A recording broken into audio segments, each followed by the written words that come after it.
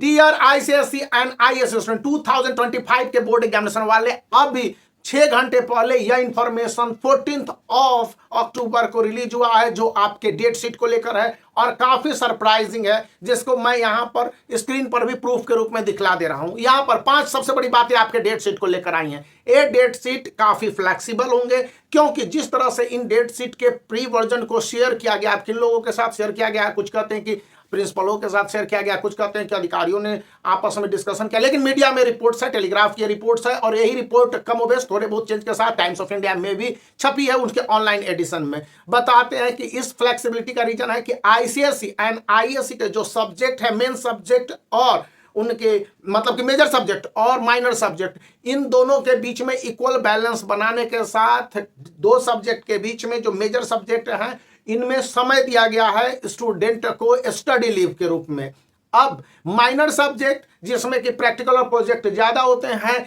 या practical project के marks को मैटर किया जाता है, मसलन आप समझ लीजिए कि पीएचई में या फिर फाइन आर्ट्स में 70% मार्क्स तो प्रैक्टिकल या प्रोजेक्ट में मिल जाएंगे आपके, 30% मार्क्स के लिए आपको रिटन बोर्ड एग्जामिनेशन में बैठना पड़ेगा। इसी तरह से पीएचई में कुछ 50 से 60 और 40 का रेशियो होता है।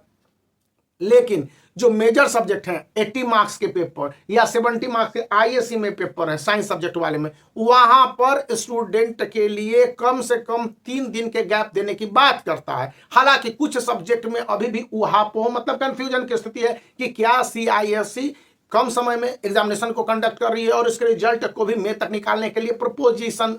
अभी तक बताया या डाला गया है, तो क्या यह संभव है, तो उसमें क्या किया जाएगा। अब इसको लेकर थोड़े से कंफ्यूजन है, तो जो बातें कही गई हैं, जो बातें शेयर किए गए हैं और जिन बातों को लेकर इस समय मतलब कि क्वेश्चन है या उन लोगों का आपस का डिस्कशन है, उसमें क्या होता है। तीसरी बात कही गई है कि जो स्टूडेंट के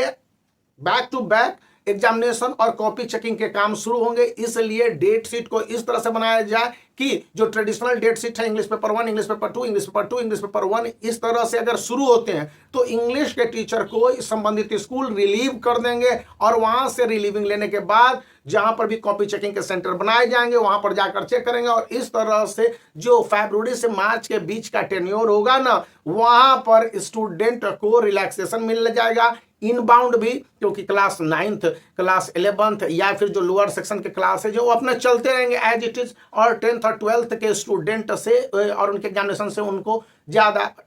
अफेक्ट नहीं करा जाएगा। थर्ड पॉइंट होने के साथ फोर्थ पॉइंट ये बताई गई है कि स्टूडेंट के लिए आंसर शीट में फ्लेक्सिबिलिटी की बातें कही जाती हैं कि स्टूडेंट अगर क्वेश्चंस के आंसर को अटेम्प्ट करते हैं या अपने डेट वाइज चेंजेस की बात करते हैं, तो ये दोनों कंडीशन 2 अलग अलग बातें हैं कि जो स्पोर्ट्स में भाग ले रहे हो या डिफरेंट नेशनल एक्टिविटी में, इंटरनेशनल एक्टिविटी में भाग ले रहे हो, तो वहां पर उनके लिए स्पेशल एग्जामिनेशन या कुछ अरेंजमेंट की बात की गई है। इसी तरह से मेडिकल के कंडीशन में भी स्टूडेंट को कुछ व्यवस्थाएं या छूट दी जा सकती है। एक बहुत अच्छी और इंपॉर्टेंट बात इस डेट शीट को लेकर आ रही है कि इस डेट शीट में अब से पहले तक कई सारे प्रॉब्लम होते आए थे टाइमिंग को लेकर, फिर स्टूडेंट कंफ्यूज हो जाते थे, तो 2 बिग मेजर सब्जेक्ट के बीच में कम से कम 3 से 5 दिन के डिफरेंस रखने की बात खुद सीआईएससी के तरफ से ऐसी सुनने में आ रही है। तो अगर ये बातें सही हो जाती हैं जैसा कि इंफॉर्मेशन भी है, तो ये काफी हैप्पी न्यूज और ऐसे डेट शीट के लिए हम लोग वेलकम करते हैं। तो आप वीडियो को लाइक कर सकते हैं, चैनल को शेयर कर सकते हैं, सब्सक्राइब करना याद रखें।